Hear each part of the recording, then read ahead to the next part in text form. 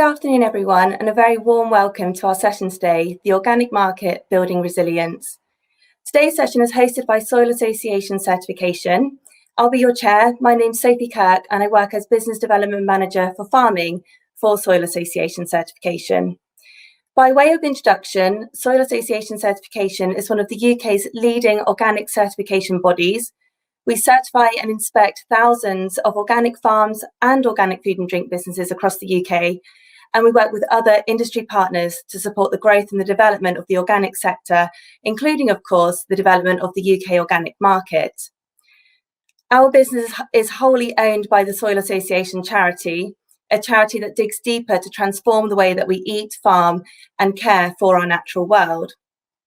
Now, today's session will provide an overview of the performance of the UK organic market, and we will hear from businesses around how they are changing and adapting to create opportunity and essentially build resilience in times of change. As we know, recent events such as COVID-19, Brexit, economic disruption, and changing citizen attitudes means changes for sustainable food and drink markets. So in today's session, we will provide an overview of the performance of the UK organic market, the outlook for the future, and opportunities and challenges for organic food and farming businesses.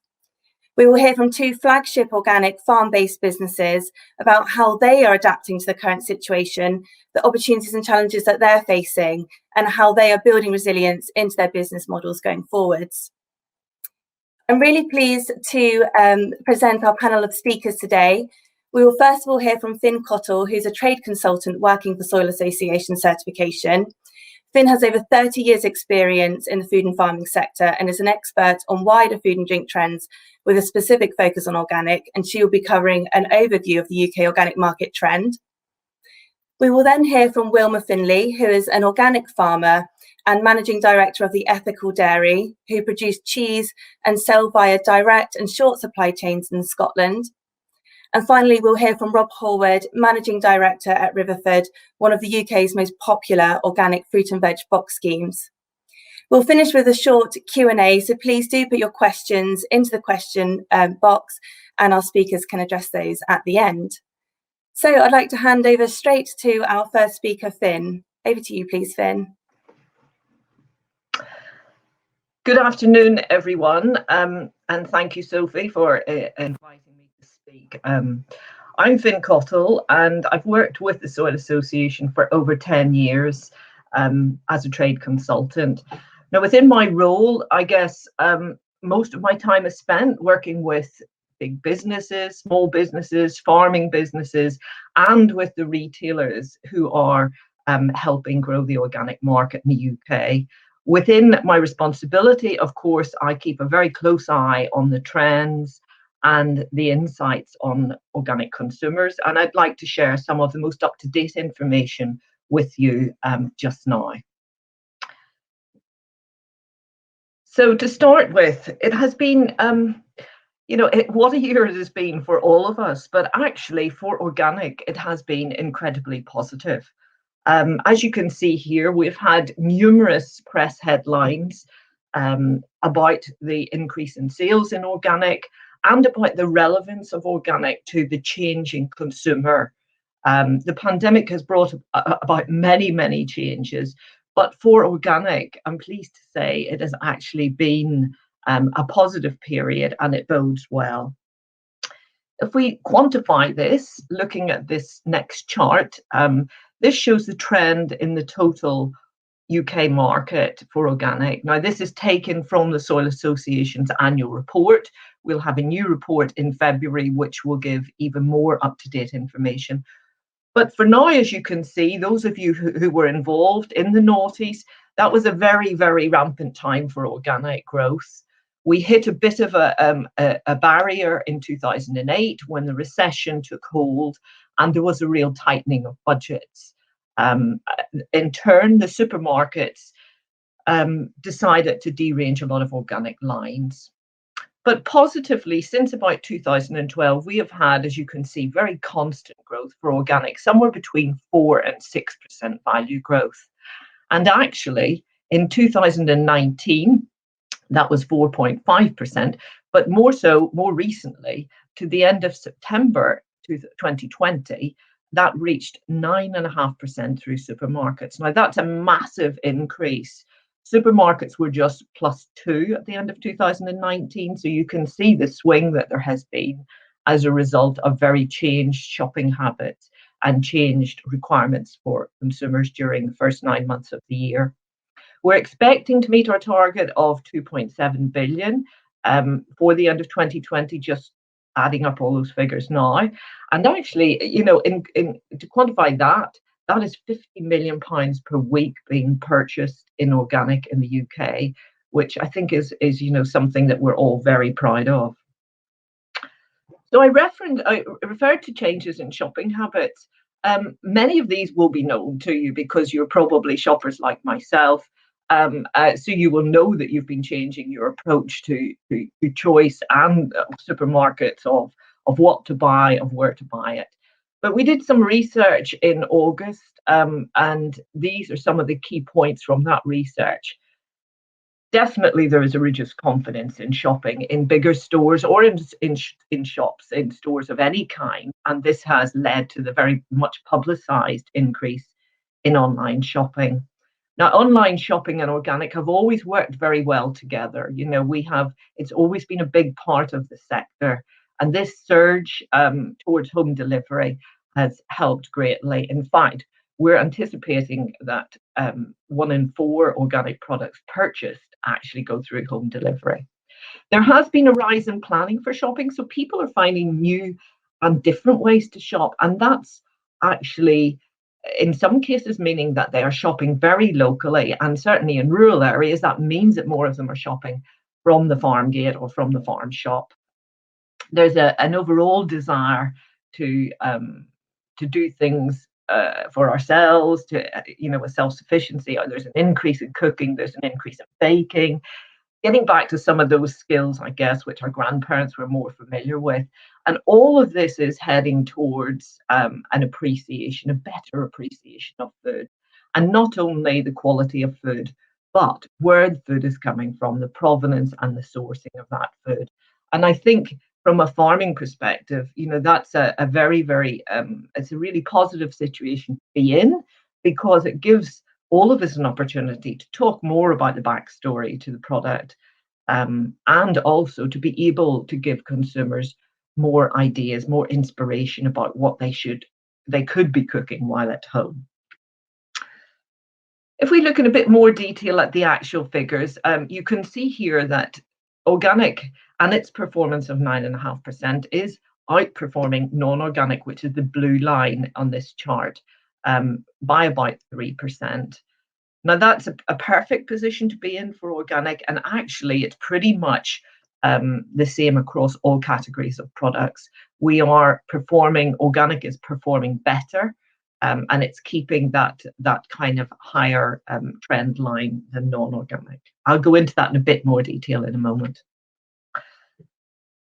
If we consider the channels to market for organic, now at Soil Association within the report, and this pie chart is from the annual report, we divide it into 4 channels.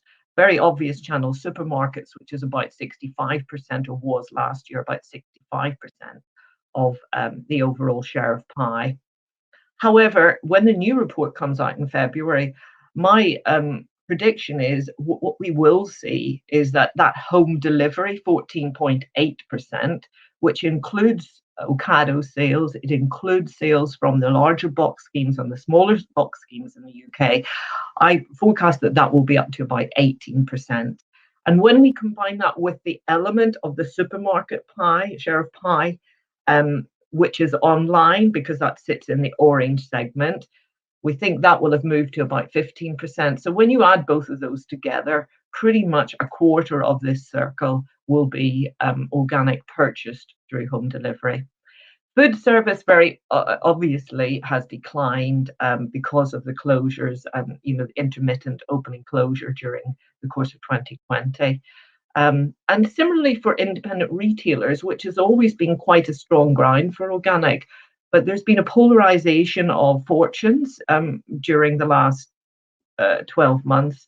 In particular, some online or some independent retailers have really performed very well because they're on the high street, or they're very local, or they are a farm shop or a farm business. But others that are based in cities are reliant on food to go. Unfortunately, in some places they've closed, or indeed their sales have been very negatively impacted. So let's look at the sales. Let's look at sales across the main categories for organic. Dairy and produce are the largest categories for organic. They are the engine rooms. I like to think of them as driving new customers into organic through milk or fruit and veg. It's been a fairly static year for dairy, and I'll give you some more of the detail in a moment. But in particular for dairy, milk has had quite a challenging year, and that is the largest and the highest volume selling commodity within organic.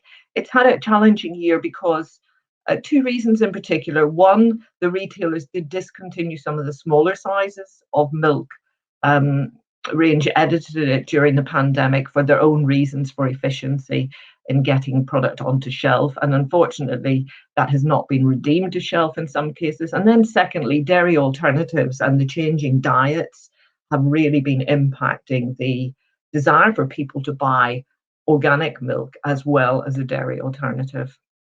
But it's still performing at plus 4.6%, which I think is a good performance, but not as good as the market. Produce, on the other hand, has had a storming year. Produce has performed way above the market. It's got a 3.7% share organic of total produce, but consumers have been eating more fruit and veg, and actually they've been choosing more organic fruit and veg. And I think because of our predominance in box schemes, which Rob will talk to you about in a moment, that even bodes better for the future for organic. And I'll just touch on meat, fish, and poultry, because that's, I guess, for many of you who are listening, you may well be in that you may be well be in the meat sector. It has been an unexpected and very buoyant year for meat and for poultry and for eggs. Now, partially, this is because the figures are through supermarkets, so they have been enjoying the extra business that has come from food service being closed. We believe there are a lot more consumers who are actually cooking restaurant meal type equivalents at home, and in many cases this means that they are buying as the centerpiece some meat at a good quality meat that they may not have done previously. They might have been enjoying that when they went out of home. So that is affecting meat sales, and in particular, it's affecting organic meat sales, because we also believe that they're moving up the quality tiers and that they are choosing to buy less but better quality meat, which is a message that at Soil Association we have been communicating for the last few years. Poultry and eggs have had very successful years as well for organic, and the desire to have higher animal welfare products is very obvious. Just in a little bit more detail, if you look at this chart, that confirms that beef has had such a storming year. And you can see as well some of those lower level figures for fruit, veg, and salad, and also for some of the dairy categories, with the best performance being on butters and fats at 14.5%. I just looked at these categories as well for 5 years because I wanted to see how it looks if you take out the unusual year that we've just had. And actually, it does throw up some interesting stats, in particular, as you know, to reinforce what I said about eggs and poultry. They've not only had the biggest value difference in 5 years in organic, but they've also had some of the best growth at plus 65 and plus 57%. So the whole motivation for purchasing organic, animal welfare motivators for purchasing organic is very strong in these subcategories, and that's what we're seeing here. Also within beef, fish, and lamb, I just wanted to show you what those increases look like at plus 19, 55, and 26%. So what about the shopping motivators? Well, you know, organic, the number one reason that has always been cited for UK shoppers choosing it is because there are less pesticides.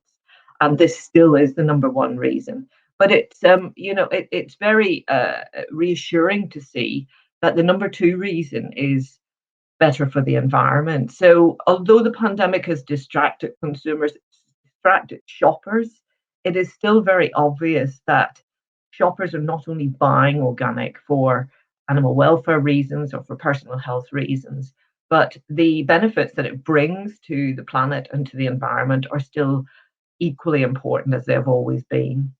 And in fact, a piece of work which Nielsen did in July this year, when they asked shoppers the question about, buying organically produced products, is it good for sustainability? Well, prior to COVID, at the end of last year, 41% believed that statement, whereas in July, that went up to 50%. So the distraction of the pandemic might be there, but we're equally seeing shoppers who are very motivated by wanting to do what is right, not only for themselves, but for the world around them. And of course, organic is a great solution in that regard.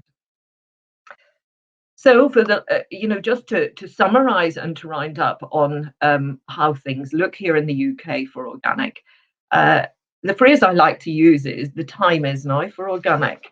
We've had a fantastic year for growth in sales, but just recapping, why is that? Well, personal health has been a top priority for many of us, for all of us in fact, this year, and organic has always been a signpost to health. Shoppers and consumers see it as being a healthy solution, and therefore the time is very apt and relevant right now to be choosing organic, and it is happening. Given the heightened anxiety that there's been, the feeling of nervousness and insecurity that customers and consumers have about shopping, and also about food assurance and food quality, they are trading up. They are wanting to assure themselves that what they expect to be in the packet is what's in the packet. And therefore, a stamp of approval from organic and from Soil Association Organic as being highest tier has been incredibly important to consumers. And we're seeing that through the increased sales. High standards of welfare and production, which lead to quality food, have been a third reason, or a third reason why I think the time is right now. I've seen that in some of the stats that I've just shown about how well poultry and organic eggs have been doing. And then finally, the pandemic means that consumers want quality food delivered directly to the door. And organic, again, is through box schemes, be they large or small, through home delivery, through some of the best and cleverest operators in the country. Organic food is available and accessible, and this is really helping the growth in our market. And just to finish, how do I think this might look for the future? Well, I don't have a crystal ball, and I think given that we've started 2021 with closures in some sectors of the market, it is really difficult to forecast. But if we were to put that to one side, the steady growth that we've had in organic, I believe it will continue. I believe the unusual year that we've had, we will still see some of that benefit as we go through 2021 and beyond. And that should take us to about £3 billion being the size of the market in 2022. That's all I want to say. I'll catch up with you in questions, and I'll hand back to Sophie. Thank you for listening.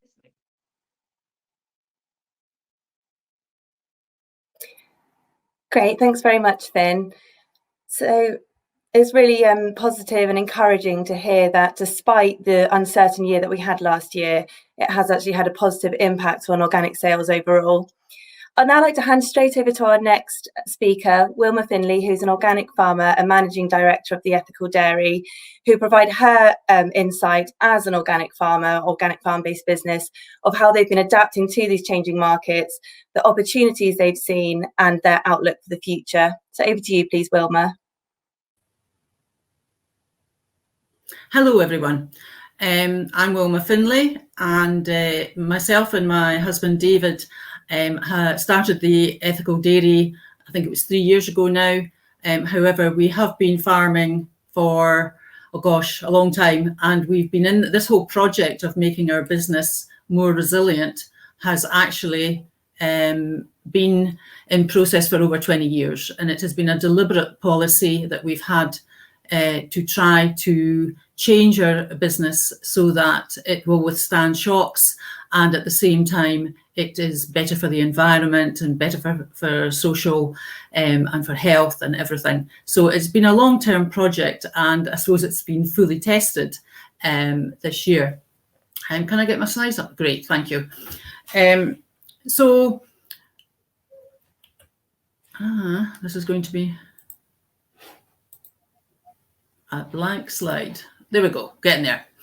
So, as I said, we've been doing it for over 20 years, and we talk about, what we're trying to do is cut out the parasites, and that's maybe a bit cruel for some people, but farmers are between a rock and a hard place. You know, at one end you've got the big farmer, and at the other end you've got the major retailers, and in the middle you've got the big processors who are giving you a price that basically means you're the only person in the chain that's not making any money. So we decided that really, and I don't want to use the phrase, but let's just make it easy. We decided to take back control and try and dictate what price we would get, but also cut costs drastically by reducing inputs. I won't go through all of these, but basically by becoming organic, which we started that process 22 years ago, and it's now 20 years since we've been fully organic. We have cut out to fertilizers, vaccines, herbicides, etc., etc. We actually stopped using antibiotics completely in our dairy herd. I think that would be best part of 2 years ago. And we've also last year moved to being 100% pasture fed. So all of this you could term as being nature-based farming and making the most of nature, let it work with us as opposed to us working against it. But what we find is when we talk to people about this, and I don't mean talk to farmers, I just mean talk to the general public, and we enthuse with them about biodiversity, and they kind of smile at you and say that's nice, and then go and find someone else to speak to. They just don't really get it. But what they do get is this. And it was always, if I go back probably 12 years, we were said, right, we are going to start to leave the cows and calves together. We're not going to separate them at birth or at 24 hours. We're going to leave them together, and we now leave them together for 5 or 6 months. And if you mention that to the average person, they just want to know more. And you can be with them for a long time explaining how dairy works and how we have managed to make it work. They remember us for a long time because of that. And that made us brave enough to call ourselves the ethical dairy, because we had to be persuaded that that would be what we would brand the cheese.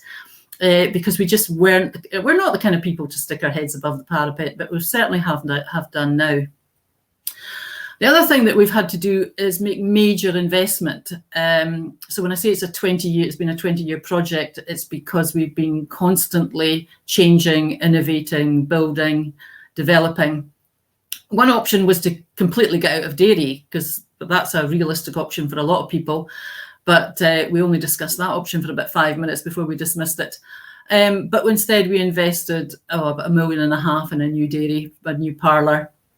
And more recently, what we've done on the top right, it was an old disused barn, which was a bit of an embarrassment. So we've converted that over the past few years into the building below, which is where we now make our cheese. So we've got dedicated cheese making facility on the farm now. And that's been part of the process, because there's no point in putting this fantastic milk that we're producing from the cow with calf dairying system and just putting it into a bottle that doesn't say anything about it. We've got to do our own processing and label it and market it accordingly to show show our story, show what a fantastic product we've got, and tell folk all about it. There's most of our range. It's an unpasteurized cheese, or at least the vast majority of what we make is unpasteurized, and that's all part of what we're trying to do as well, get a fermented product rather than a processed product, and basically get very much involved in real food. Now, going back to that great claim of being the ethical dairy, here's some of the things we have already achieved. You might not be able to read all of this. The blue bit is the average farm in the UK, dairy farm in the UK, and the red is our statistics. So much lower mastitis, lameness, antibiotic usage, which is now 0. Greenhouse gas emissions, about half of what the average farm. And one that often gets forgotten is the working week. We tend to forget about the people that work here. We're always talking about animal welfare, but what about welfare for the people? And working on a dairy farm is pretty onerous, and it's really important for us that the people that work here have a life of their own, and it's not well, never a 24-hour job, but certainly an 18-hour per day job. The productive life of the cows have greatly increased, biodiversity has increased, and at the one at the end, I'll do a kind of quick explanation, because it's usually that one that we get questions about. People think it's impossible that we can be producing more food because the calves are drinking so much of their mother's milk. But we still get milk, and we get very good quality beef from a dairy herd. We get rosy veal from the dairy herd. But of course, we're now grass fed. The only there's no way we could grow cereals here. It's only grass in this area of Scotland that is viable. So we're not buying in food anymore from the other side of the world. And therefore, there is more land that could be used for food for humans, as opposed to food to go into cows. Now, I'm going to bore you with one more slide. Right, this is something we're quite excited about at the moment, soil organic matter. We've been testing the soil for way over 25 years now. And in the olden days, we were testing it, for lime, for phosphate, for potash. We weren't really that interested in soil organic matter. It was just, that test was just getting done, routine part of the suite of tests that were done when we submitted our soil. And it was only latterly that we thought, well, how's our soil organic matter doing? And the trouble is, all we ever had was kind of handwritten notes. But by pure chance, we've managed to find our 25 years worth of data on SRUC's computer. And they've given it to us, and I have now put it all into Excel, and there's our 25-year trend line. Now, bear in mind, we went organic 20 years ago. And so what that shows, if you can read it, is it's gone an average from about 11% up to about almost, 13.5%, almost 14%.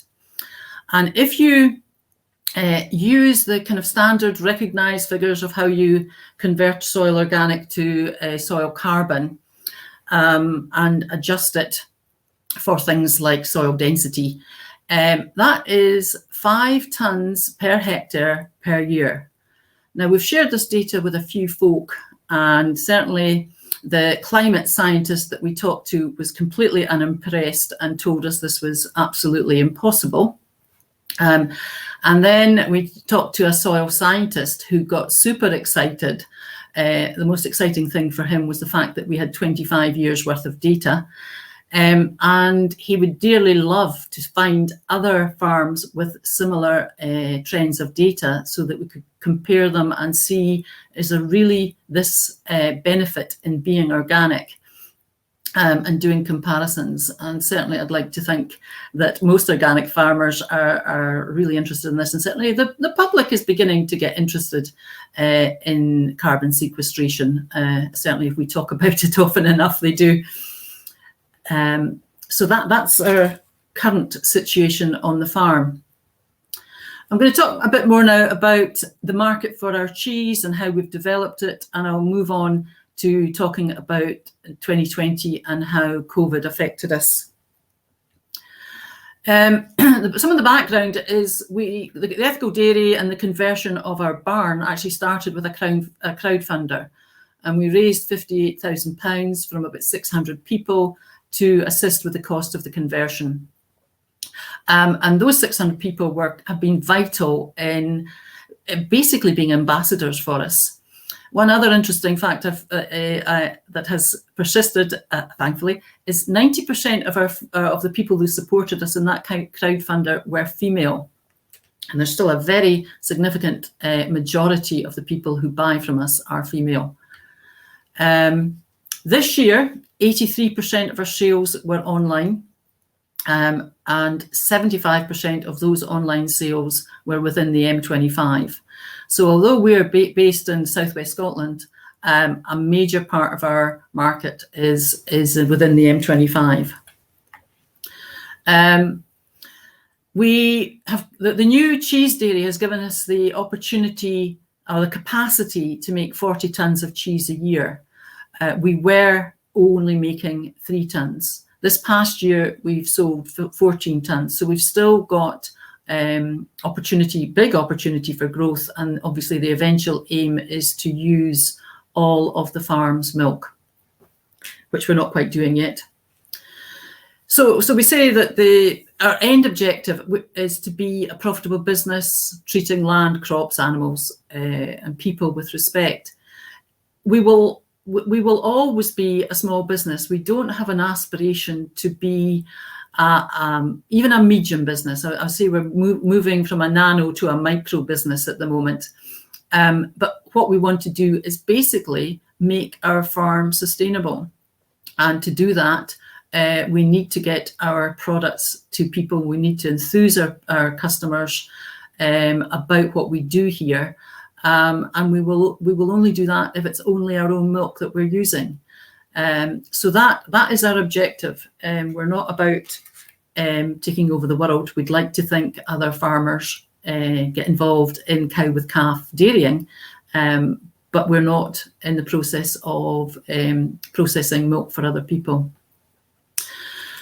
How did 2020 go for us? Well, I'll tell you what our plan was for 2020 and what actually happened. We thought that in 2019, basically our sales were local and online. That was all we were really doing. And we could see that the opportunity for us was to get into wholesalers, cheese wholesalers, whether they be wholesalers for catering and food service or food wholesalers for retail. And that was the plan. What actually happened was 80% of our sales, well, I said 83, I'm rounding here, 80% online, 20% stayed local, 10% local and 10% retail. We had virtually nothing through food service because unfortunately, food service just didn't happen these past 10 months. Our marketing plan had been to grow brand awareness by attending exhibitions and using trade magazines and using a bit of social media. But when we got to March, all the exhibitions were cancelled, etc., etc. So that became 100% social media. And that was a big thing for David and I. We are not extroverts, and we really had to be pushed kicking and screaming to be out there doing videos and photo opportunities and saying yes to every time someone asked to do some kind of interview with us. But it was absolutely vital to do all that. You know, farmers are much more likely just to want to get their head down and carry on farming rather than spend a day with someone to do some filming with you all day and you end up with 3-minute slot somewhere. But that 3-minute slot can be absolutely vital.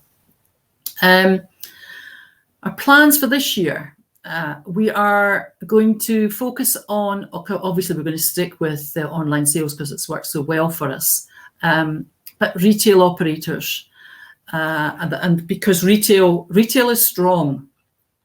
We're just listening to what Finn has been saying. Wilma, just a 2-minute warning. Okay, that's fine. I'm on my almost last slide. The food service, much as I have a great deal of sympathy for wholesalers, food service side, because they've just been decimated and they're not getting the same recognition.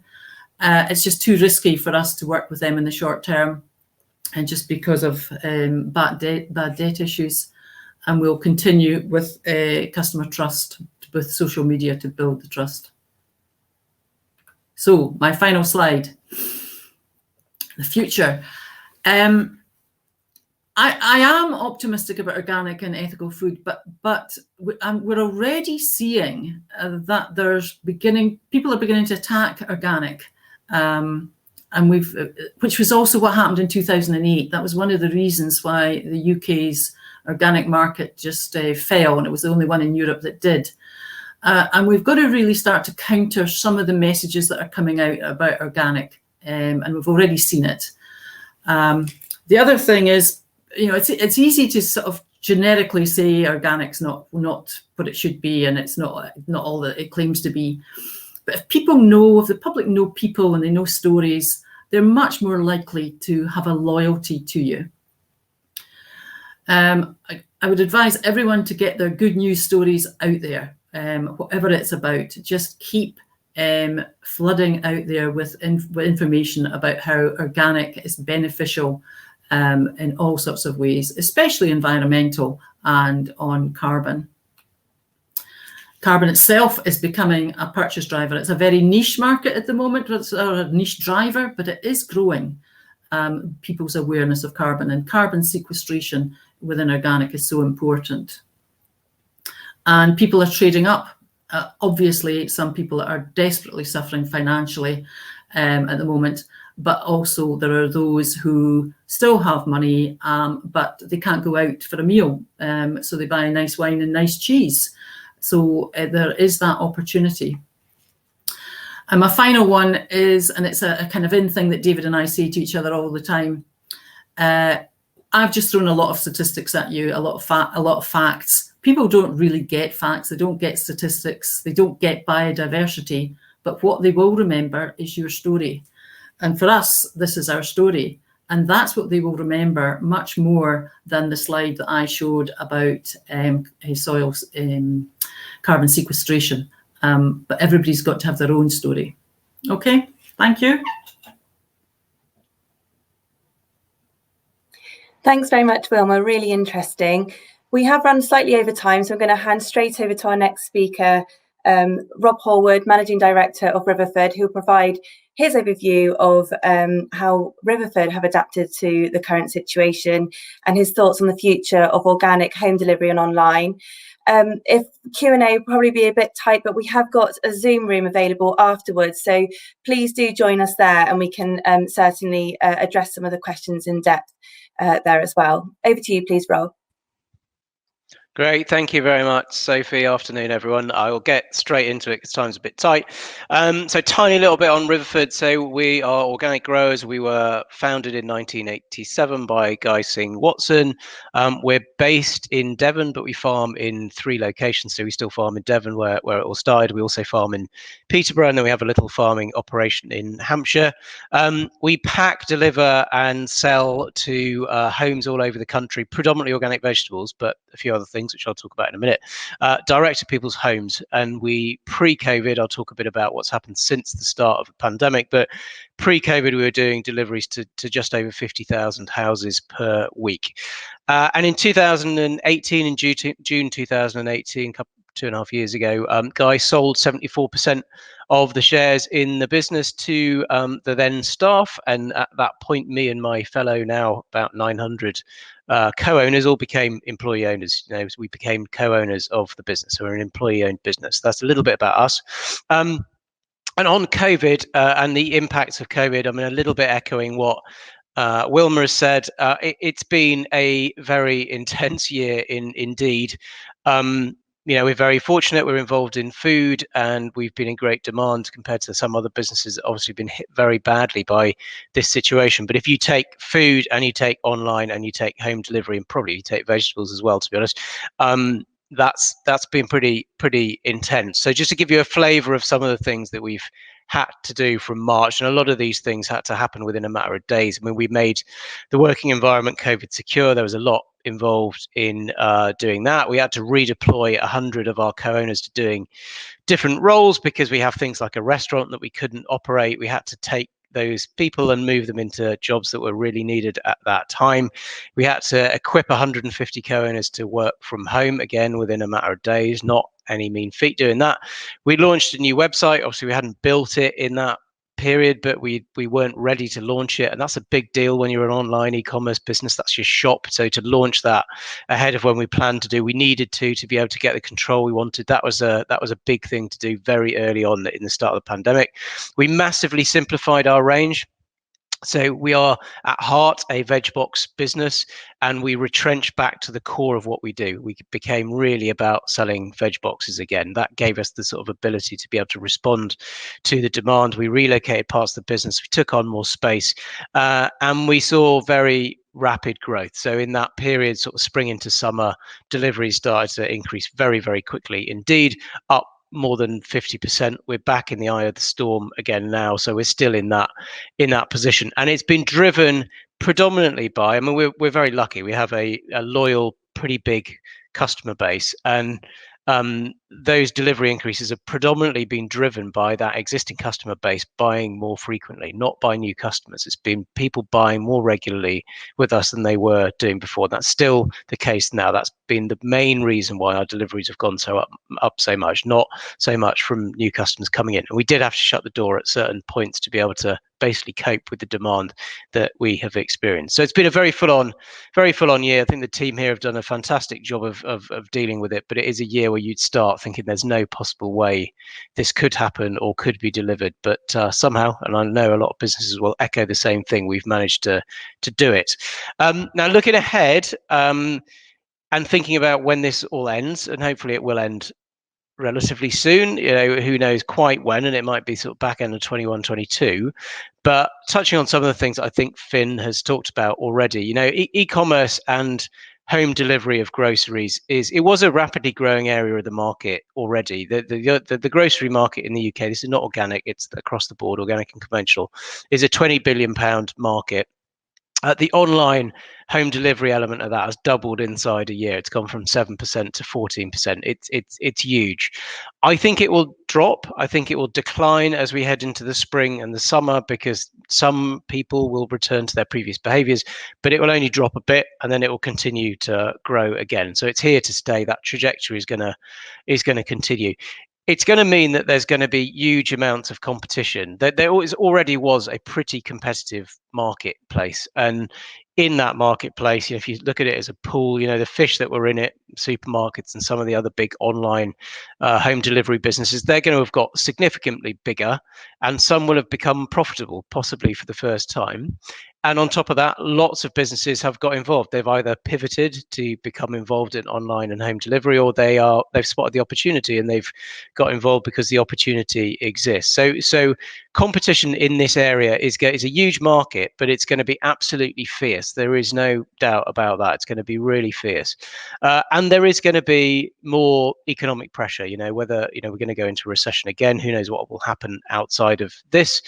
But I think there will be some of the things we saw back in 2008-9 around concerns about spending that we'll have to consider. How we respond to that, we will have to consider, us as a business, and I think anyone selling organic food. Now that bit sounds a bit gloomy, but I think, like Wilma, I'm not remotely pessimistic about the future, because I think some of the things we've already started talking about, I think the things that mattered to our customers and probably mattered to the potential customers or customers of anyone who's at the Oxford Real Farming Conference, they're gonna matter again, and I think they're going to matter even more, because we've had quite a lot of time. If you're a thoughtful person and you're thoughtful about where you spend your money, we've had a lot of time to think about where we're going to spend, what matters to us, what matters most, and the things that we were seeing as drivers of our customers coming to us pre-COVID, I think are just going to be more important when we come out the other side of this. So whether that's climate change, or it's packaging, or it's biodiversity, or it's community and connecting with each other and potentially with where your food is grown, or it's buying from real businesses that you can trust, I think all of those things are going to matter more in the way that people want to spend their money. And for us in particular, these two things are really important, and they were drivers of our growth. We were doing pretty well before the pandemic, and these were key drivers. I just think they're going to be supercharged when we come out the other side of it. So one is plant-based eating, more plant-based eating in our diets, predominantly from a health-based reason, but also thinking about climate impacts potentially. So that's been a key part of why our sales were growing pre the pandemic, and I think it's going to be big afterwards. Linked to that, also cooking from scratch is a big part of what we do and what our customers do, and I think that's going to grow pretty significantly as we come out the other side of it. And then organic, and Finn's talked about it a bit. Organic food, organic farming has been the number one reason why our customers buy from us for many years. It was during the last recession when quite a lot of companies, I think including the supermarkets, turned their back on organic. We went through that sort of process of a lot of businesses taking the word organic off their products or making it very small. We've absolutely stuck to it because it's what we believe in, and it was the number one reason why people bought from us back in 2008. It still is now, and I'm convinced it will be in 5 years' time. So there's a lot of reason to be really, really optimistic, I think, because of the things that matter to us will be the things that matter to an ever increasing number of thoughtful shoppers. But I also wanted to share a few things that I think are particularly helpful to Riverford. I can't share too many because I don't have enough time, but they're things that I think we haven't necessarily been great at these things all the time. In fact, some of them we have been pretty awful at, to be honest, but we've got better at them. And I think they're things that no matter what scale you're at, whether you're a farm thinking about selling online or you're a bigger business thinking about maybe expanding your online sales, they're things that I think are helpful for us in terms of resilience and going into a pretty uncertain period ahead. So there's 5, and I've probably got about 5 minutes to cover all of them. So I'm going to canter through them pretty quickly. So the first thing is, I think we know what we're about. We know why we do it. And we haven't always, I think veg has been in our DNA since Guy Pearce put a fork in the ground 33 years ago. But we have drifted at times into selling wider ranges of things and wondering whether we're a kind of online grocer or an online ethical shop. We are not. We're about awesome organic vegetables. That's absolutely in our DNA, and we're about ethical business. And the reason that's important is because that focus gives you clarity. It gives you clarity about what you're about, it gives you clarity about what you should do, and it gives you clarity about what you shouldn't do. And it also enables you, I think, to be really good at what you should be really good at, and helps you in a competitive world, more competitive world, to position yourself in the right place. So, and every extra thing you do, probably diminishes how well you do the other things, the core things you were doing before. So you just got to be very careful about adding stuff on that seems tempting but might just diminish your competence in other areas. So, we know what we're about. We've become pretty good at technology, and we haven't always been very good at technology. In fact, IT has. We've got a lot of businesses have their IT scars. IT has nearly killed us in the past. We've done what a lot of businesses have done. We've succumbed to expensive consultants promising us the earth, and almost suffocating us. And I just don't know, if we'd been in that position, we'd had to go through the year we've just gone through. I'm not sure how we would have survived, to be honest. And we've had to write off a lot of money on IT as well. Thankfully, about 4 years ago, we decided enough was enough. We internalized all our IT development. We now have a pretty big IT team here. They're absolutely fabulous. And becoming good at technology has turned technology from this thing that has just stopped us being able to do things to being something that enables us to do things. And you don't necessarily need to do it the way we have done it, but just if you're involved in online and e-commerce, don't underestimate the importance of technology. You can have a simple business and you can probably apply simple technology, but just be careful. If your business is complicated and you're trying to make technology fit something complicated, you've got to go in with your eyes wide open. So that's the second thing. The third thing is we've become, I think, much better at the way that we make decisions. And it's partly related to employee ownership, and I won't go through all the details of this, but we were quite top down, quite autocratic, would make decisions based on probably a relatively small source of information. With this structure, we have a trust with co-owners that sit on it. We have a democratically elected council with co-owners on it. We have a remuneration committee that checks on pay with co-owners on it, and we have a management culture now which is much more about asking questions rather than giving answers, and it enables us to make decisions, I think, in a much more rounded way with better information to make Hey, better Rob, decisions. you got a 2-minute warning there. Okay, thanks very much, Josh. And that's absolutely, it's been critical in the last year, and it will be critical going into the future. I've only got 2 more slides. This, I think, we've been very good at throughout. And this is Guy, the founder of the business. This grounding in the need to balance values and competence and commercial success.